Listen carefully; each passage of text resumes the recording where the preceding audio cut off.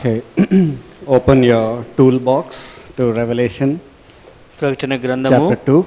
ప్రకటన గ్రంథము 2వ అధ్యాయము. It's a toolbox because Bible is a hammer. ఈ యొక్క వాక్యము అనేటువంటి సుత్తి లాంటిది కాబట్టి ఇది కొన్ని వస్తువులు కలిగిన సామాగ్రి లాంటి గ్రంథము. And Ecclesiastes 12, Solomon says that the words of the masters of the assemblies are like nails. దేవుని యొక్క మాటలు అనే ఈ యొక్క యజమాని యొక్క మాటలు అనేవి మేకులు లాంటివి అనే మాటలు తెలియజేశారు. So a lot of tools, the word of God is like a lot of tools. కాబట్టి దేవుని యొక్క వాక్యం అనేటువంటిది కొన్ని వస్తువులు సామాగ్రితో పోల్చబడినవి. Okay, so Revelation chapter 2 verse 25. ప్రకటన గ్రంథం 2వ అధ్యాయం 25వ వచనం. And we'll learn about that word, the phrase hold fast. గట్టిగా పట్టుకొనుము అనేటువంటి దాని గురించి ఈరోజు మనం నేర్చుకుందాం. Here it says, but that which ye have already hold fast till I come. నేను వచ్చే వరకు మీకు కలిగి ఉన్న దానిని గట్టిగా పట్టుకొనుడి. We'll just preach on this phrase hold fast. గట్టిగా పట్టుకొనుట అనే దాని గురించి మనం ప్రసంగించుకుందాం. God wants us to hold fast to what he has given us. దేవుడు మనకి ఏదైతే ఇచ్చాడో దాన్ని గట్టిగా పట్టుకోవాలని ఆయన కోరుచు ఉన్నాడు. Here there are two meanings of that word hold fast. పట్టుకోవడం అంటే రెండు మాటలు అర్థాలు ఉన్నాయి. It means that you have to make yourself secure in following something. ఈ యొక్క ఏదైనా కూడా మనం దాన్ని చేయాలి అంటే దానికి కలిగినటువంటి భద్రత అనేటువంటి దానికి ఏర్పాటు చేయాలని చెప్పబడింది. It is like fastening your seat belt. You're making yourself secure. మనము ఒక సీట్ బెల్ట్ పెట్టుకుంటే మనం భద్రత అనే దాన్ని కల్పించుకున్న వారం అవుతాం. Another meaning of hold fast means be quick to do something which is good. ఇంకొకటి గట్టిగా పట్టుకొనడం అంటే దాంట్లో అర్థం ఏంటంటే ఏదైతే చేయవలసి ఉన్నదో మంచి అనేటువంటి దాన్ని త్వరగా చేయాలి. So if we put both these meanings together, it means that we need to be quick to secure ourselves to things that are good for us. ఈ రెండింటిని కలిపి చెప్పుకుంటే మనం మంచి అనేటువంటి దాన్ని మేలు అనేటువంటి దాన్ని జరిగించుకోవడం కోసం త్వరగా భద్రత కల్పించుకోవాల్సిన వారమై ఉన్నాం. No doubt it goes without saying that with the help of God we can do these things. అది దేవుని యొక్క సహాయము చేత ఆ విధంగా మనం చేయగలం. And so Jesus is telling to the church, hold fast to certain things. అందుకని యేసుక్రీస్తు వారు సంఘంతో ఏమంటున్నాడంటే కొన్ని విషయాలను గట్టిగా పట్టుకొనండి అని సంఘంతో తెలియజేస్తున్నాడు. We need to hold fast to God rather than our flesh. మన యొక్క శరీరం కన్నా కూడా మనం దేవుని గురించిన విషయాలను పట్టుకోవాల్సిన వారమై ఉన్నాం. We need to hold fast to the word of God rather than to the world. ఈ లోకము కన్నా కూడా మనం దేవుని యొక్క వాక్యమును చేత పట్టుకోవాల్సిన వారమై ఉన్నాం. We need to hold fast to our call rather than quitting in our call. మన యొక్క పిలుపును వదిలిపెట్టే కన్నా కూడా దేవుని యొక్క పిలుపులో మనం గట్టిగా ఉండవలసిన వారమై ఉన్నాం. We need to hold fast to the ministry God has given us rather than stop the ministry. దేవుని యొక్క పరిచర్యను ఆపివేసే కన్నా కూడా పరిచర్య దేవుడు మనకు అనుగ్రహించాడు కాబట్టి దాంట్లో మనం నిలబడవలసిన వారమై ఉన్నాం. We cannot hold fast to our own personal ambitions. We must hold fast to God's desires. మన వ్యక్తిగతమైనటువంటి లక్ష్యాలను గురిలో పెట్టుకోవడం కాదు కానీ దేవుని గురించిన విషయాలను మనం గట్టిగా పట్టుకోవాల్సిన వారమై ఉన్నాము. Hold fast to the church. Hold fast to your marriage. ఈ యొక్క వివాహ విషయం నీ దాంపత్య జీవితంలో గట్టిగా పట్టు కలిగి ఉండాలి. అలాగే సంఘ జీవితంలో కూడా పట్టుదల కలిగి ఉండాలి. Hold fast to that which is profitable for your spirit. నీ యొక్క ఆత్మీయ జీవితానికి లాభదాయకమైనటువంటి వాటిని గట్టిగా పట్టుకోవాలి. Hold fast to the spiritual friends that teach you. ఆత్మీయమైనటువంటి పాఠములు ఎవరైతే నేర్పిస్తారో ఆ స్నేహితులను మనం గట్టిగా పట్టుకొని ఉండాలి. Hold fast to the counsel and the correction that God gives you through friends. ఇక మంచి స్నేహితుల ద్వారా దేవుడు మనకి ఇచ్చేటువంటి సరిచేయబడుతున్న చక్కని జ్ఞానయుక్తమైన విషయం గట్టిగా పట్టుకోవాలి. And when I do not hold fast, that means I do not want to be transformed. ఎప్పుడైతే నేను గట్టిగా పట్టుకోను అప్పుడు నా జీవితంలో మార్పు అనేటువంటి దాన్ని కూడా కోరుకోకుండా అలానే ఉండిపోతాను. But when I am holding fast, it shows that I am wanting to be a follower of God. నేను గట్టిగా పట్టుకొనడం ద్వారా నేను దేవుని వెంబడించే విషయంలో నేను యేసు అనుచరుణ్ణి అనే విషయాన్ని తెలియజేస్తాను. Don't worry if people criticize you for being too rigid in following God.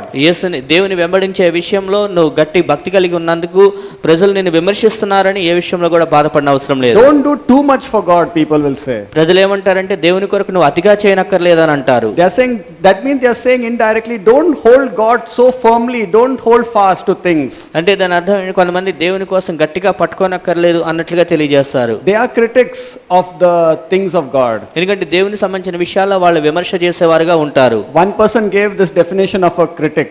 ఈ విమర్శ అనేటువంటి దాని గురించి ఒక వ్యక్తి ఈ విధంగా చెప్పాడు. He said, a critic is a legless man who is teaching other people how to run.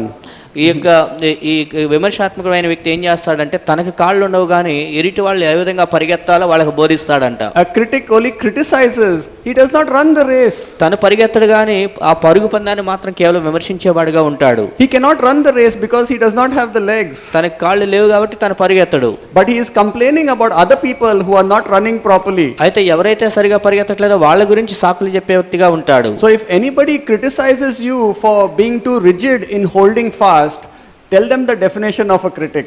కాబట్టి ఎవరైనా నువ్వు భక్తి జీవితంలో ఉన్నందుకు ఎరిటి వాళ్ళు విమర్శిస్తుంటే ఆ విమర్శకు సంబంధించినటువంటి ఈ నిర్వచనాన్ని వాళ్ళకి తెలియజేయండి. Brother, I just learned the definition of a critic, that he is a legless man who teaches other people how to run. సహోదరుడా, ఈ విమర్శాత్మక గురించి నేను ఈ మధ్య నేర్చుకున్నాను. కాళ్ళు లేవు కానీ పరిగెత్తే వాళ్ళని విమర్శిస్తూ ఉంటాడు అని నేర్చుకున్నానని చెప్పాలి. And creatively you can put them off and they'll get the point. అంటే వాళ్ళు ఆ జ్ఞానయుక్తమైన మాటలతో అవతల వాళ్ళని మనం మౌనపరచాలి. And they will stop bothering you again. ఆ తర్వాత వాళ్ళు మళ్ళీ నిన్ను ఇబ్బంది పెట్టే విషయంలో ఆగిపోతారు. So there will be many people and many projections and many things happening in your life that will stop you from holding fast. కాబట్టి అనేక విషయాలను గట్టిగా పట్టుకునే సందర్భంలో ప్రజలు నిన్ను ఆపివేయడానికి ప్రయత్నం చేస్తూ ఉంటారు. You do not know from which direction the negative thoughts will come to you to release your hold upon spiritual things. ఆత్మీయమైన విషయాలని వదిలిపెట్టే సందర్భంలో ఏ విధమైనటువంటి తలంపులు ఎటువైపు నుండి వస్తాయో నీకు తెలియదు. Many things will come in your life that will stop you from holding fast. ఈ యొక్క విషయాలని గట్టిగా పట్టుకునే విషయంలో ఆపివేయాలి అన్నట్లుగా అనేక ఆలోచనలు వస్తుంటాయి. But you need to be firm in holding fast to what God has spoken specifically to you. అయితే దేవుడు ప్రత్యేకంగా నీతో ఏదైతే మాట్లాడాడో దాని విషయంలో నీవు గట్టిగా పట్టుకోవాల్సిన బాధ్యత కలిగి ఉన్నావు. Don't hold fast to the pastor's desires for you. Hold fast to God's desires for you. నీ పట్ల పాస్టర్ గారి కోరిక ఏమైందో దాన్ని నెరవేర్చాలనేది కాకుండా దేవుని యొక్క ఉద్దేశాల కోరికలు ఏమైనాయో ఆ కోరిక నెరవేర్చడానికి గట్టిగా పట్టుకోరు. If God wants you to hold fast to certain instructions, hold fast to it. దేవుడు నిన్ను కొన్ని సూచనలు పాటించమని తెలియజేస్తే దాన్ని నువ్వు పాటించాలి. If God wants you to give up something and get rid of something, hold fast to that instruction. దేవుడు నిన్ను కొన్ని విషయాలను వదిలిపెట్టమని కొన్నిటిని ధరించుకోమని వాటిని కలిగి ఉండమని తెలియజేస్తే దాని విషయంలో గట్టిగా పట్టుకొని ఉండుము. If God wants you to add something in your life, hold fast to that instruction. అలాగే దేవుడు నీ జీవితంలో కొన్నిటిని జత చేయదలుచుకుంటే దాని విషయంలో గట్టిగా పట్టుకొని ఉండుము. King Saul did not hold fast to the instruction of God. దేవుని యొక్క ఆజ్ఞలు అనేటువంటి వాటిని రాజైన సౌలు సరిగా వెంబడించలేదు. God gave him an instruction, get rid of the Amalekites, but he did not hold fast to that. అమాలేకుల విషయంలో గట్టిగా పట్టుకొని దేవునికి ఆజ్ఞలను గైకొనమంటే అతడు గైకొనలేదు. Wasn't King Saul a follower of God? రాజైన సౌలు దేవుని వెంబడించి అనుసరుడుగా ఉన్నాడా? Yes, he was a follower of God. అవును, ఒకప్పుడు ఇతడు దేవుని వెంబడించి అనుసరుడుగానే ఉన్నాడు. Didn't King Saul make sacrifices for God? దేవుని కొరకు అతడు త్యాగాలు చేశాడా? Yes, he made sacrifices for God. అవును, దేవుని కొరకు అతడు త్యాగాలు చేశాడు. He left his family. అతడు కుటుంబాన్ని వదిలిపెట్టాడు. He left his own personal ambitions to answer the call of God. దేవుని యొక్క పిలుపుకి స్పందించాలనే ఉద్దేశంతో తన వ్యక్తిగత లక్ష్యాలను Did వదిలిపెట్టేశాడు. he win battles for Israel? ఇశ్రాయేలు ప్రజల కొరకు యుద్ధాలు ఉన్నాయా? Was he a gifted person? అతడు చాలా తలాంతులు కలిగి ఉన్నాడా? All yes, yes, yes for King Saul. రాజైన సౌలు విషయంలో అనేక సందర్భాల్లో అవును అనే చెప్పాలి. But still God says, I have rejected him. అయినప్పటికీ కూడా దేవుడు అంటున్నాడు అతన్ని నేను తృణీకరించాను అన్నాడు. King Saul can get really upset with his pastor Samuel. తన పాస్టర్ గారైన సమూయేలు పట్ల రాజైన సౌలు చాలా నిరాశ చెందుండొచ్చు. What you mean, Samuel, that I am being rejected? నేను తృణీకరించబడ్డానంటే దాని అర్థం ఏంటి సమూయేలు అని అడుగుండొచ్చు. What you mean that I am going to be replaced? నేను నిన్ను బదులు వేరే వాళ్ళని పెట్టాను అంటే దాని అర్థం ఏంటి అని I అడుగుండొచ్చు. left my family, I left my career. నేను నా యొక్క లక్ష్యాన్ని వదిలిపెట్టాను, నా కుటుంబాన్ని వదిలిపెట్టి వచ్చాను. I left my own personal desires and personal ambitions. నా యొక్క వ్యక్తిగతమైనటువంటి విషయాలని వ్యక్తిగతమైన కోరికలను వదిలిపెట్టాను. I said yes to the call of God. దేవుని యొక్క పిలుపుకి నేను స్పందించి ముందుకు వచ్చాను. I never left the church. I never left the congregation of Israel. దేవుని యొక్క ఇశ్రాయేలు ప్రజల సమాజాన్ని నేను ఎప్పుడు వదిలిపెట్టలేదు అని చెప్పుంటాడు. And how dare you're saying that you have sinned and just for this small thing you're rejecting me? నీవు నన్ను ఈ చిన్న విషయానికే తృణీకరిస్తున్నావా? నీకు ఎంత ధైర్యం ఈ విధంగా చెప్పడానికి అని ఉండొచ్చు. God only called me and now God only is telling he's rejecting me? దేవుడే నన్ను పిలిచాడు, ఇప్పుడు దేవుడే నన్ను తృణీకరిస్తున్నాడా? Why has God called me then? then? To reject me? దేవుడు నన్ను తృణీకరించడానికి పిలిచాడా? ఎందుకు పిలిచాడు? How will you interpret this character of God? కాబట్టి దేవుని యొక్క వ్యక్తిగతమైనటువంటి ఆ స్వభావాన్ని ఏ విధంగా తెలియజేస్తాం? Very funny on the part of God. దేవుడి విషయంలో ఇట్లా చూస్తుంటే ఏదో ఒక అనవసరమైనటువంటి మాటలాగా ఉంది And అన్నట్లుంది. that shows something interesting about God. ఇది దేవుని విషయంలో కొంత ఆసక్తిని రేకెత్తించే విషయంగా ఉంది. And same way with modern believers today. ఈ రోజుల్లో ఆధునిక క్రైస్తవ జీవితాలు కూడా ఇలానే ఉన్నాయి. Why the church doesn't appreciate me? ఎందుకని సంఘము నన్ను మెచ్చుకోవటం లేదు? Why the pastor is upset with me? ఈ నా విషయంలో ఎందుకు పాస్టర్ గారు నీరసించిన వారుగా ఉంటున్నారు? Why things are not going well for me? I made so many sacrifices. దేవుని కొరకు అనేక త్యాగాలు చేస్తే ఎందుకని పరిస్థితులు నాకు అనుకూలంగా లేవు అన్నట్లుగా అనుకుంటాం. I'm in Bible college. I'm faithful member in the church. నేను బైబిల్ కాలేజీలో ఉన్నాను, సంఘంలో ఎంతో నమ్మకమైన వ్యక్తిగా ఉన్నాను. I have never left the church like other people. నేను ఇతర ప్రజలు వదిలిపెట్టినట్లుగా చర్చిని ఎప్పుడు వదిలిపెట్టలేదు. Still I am not appreciated in the church. అయినప్పటికీ కూడా సంఘంలో నన్ను ప్రశంసించట్లేదు. How will you explain that? అలాంటి మాటని ఏ విధంగా వివరిస్తాం? And that is the same case with King Saul. అదే రాజైన సౌలు కూడా అదే కేసులో ఉన్నాడు. God is not interested in you holding fast to his general commandments only. దేవుని యొక్క సాధారణమైన ఆజ్ఞలను గట్టిగా పట్టుకొని ఉండే విషయంలోనే దేవుడు కోరుకుంటలేదు. God wants you to be interested in holding on to his specific commandments to you. దేవుడు నీ పక్షంగా ప్రత్యేకంగా ఏమైతే ఆజ్ఞలు ఇచ్చాడో వాటిని నువ్వు గైకొనాలని ఆయన కోరుకుంటూ ఉన్నాడు. If you do not hold fast to God's specific voice to you, then he is disapproving you. దేవుని యొక్క ప్రత్యేకమైన స్వరం నీతో మాట్లాడినప్పుడు దాన్ని నువ్వు గైకొనకపోతే అప్పుడు దేవుడు నిన్ను ఆయన తృణీకరిస్తాడు. So King Saul has general obedience in the congregation. So కాబట్టి రాజైన సౌలు సమాజంలో సాధారణమైనటువంటి విధేయతను మాత్రమే కలిగి ఉన్నాడు. But in specific obedience and specific call for his life, he is not obeying God. అయితే దేవుని పిలుపులో ప్రత్యేకమైన విధానంలో అతడు దేవునికి లోపడట్లేదు. He does not want to get rid of Amalekites. He does not want to get rid of the things of the Amalekites. అమాలేకుల సొత్తుని అతను వదిలిపెట్టాలని కోరుకోవట్లేదు. So Saul violated the specific voice of God. కాబట్టి రాజైన సౌలు దేవుని యొక్క ప్రత్యేకమైన స్వరాన్ని తృణీకరించినట్లు మనం చూస్తూ ఉన్నాం. And that's why he was rejected by God and he was replaced by David. అందుకని దేవుని చేత కూడా తృణీకరించబడి అతన్ని దేవుడు తొలగించి దావీదుని తన స్థానంలో పెట్టాడు. Are you obeying God's specific voice to you? కాబట్టి దేవుడు నీతో ప్రత్యేకంగా మాట్లాడుతున్నప్పుడు ఆ స్వరముకు నువ్వు లోబడుతున్నావా? Are you happy in obeying the flesh or are you happy in obeying God's specific instructions? శరీరానికి లోబడుతున్న సంతోషిస్తున్నావా లేకపోతే దేవుని యొక్క ప్రత్యేకమైన ఆజ్ఞలకు లోబడే విషయంలో నువ్వు ఆనందిస్తున్నావా? Do you like the general will only or do you like the specific will also? దేవుని యొక్క సాధారణమైన చిత్తాన్ని మాత్రమే నువ్వు ఇష్టపడుతున్నావా లేకపోతే దేవుడు నీ పక్షంగా ఉన్న ప్రత్యేకమైన చిత్తానికి కూడా నువ్వు లోబడుతున్నావా? God says get rid of your Isaacs in your life which you love but you play with Isaac. నీ జీవితంలో ఉన్న ఇస్సాకు లాంటి వాళ్ళని నువ్వు వదిలిపెట్టేసేయాలంటే మనం ఆ ఇస్సాకు లాంటి వాళ్ళతోనే మనం ఆడుకుంటూ ఉంటాం. God says get rid of the social media attachments but you love it. Social media attachment వదిలిపెట్టండి అంటే మనం దాన్నే ఎక్కువ ప్రేమిస్తూ ఉంటాం. God says get rid of your obsession with beauty but you take pride in your beauty. ఈ యొక్క అందము గురించి నువ్వు దాన్ని ఎక్కువ శ్రద్ధ తీసుకోదంటే దాని విషయంలోనే మనం గర్వించేటువంటి అతిశయించే వారంగా ఉంటాం. God says live in grace, live in forgiveness but you live in bitterness and hatred.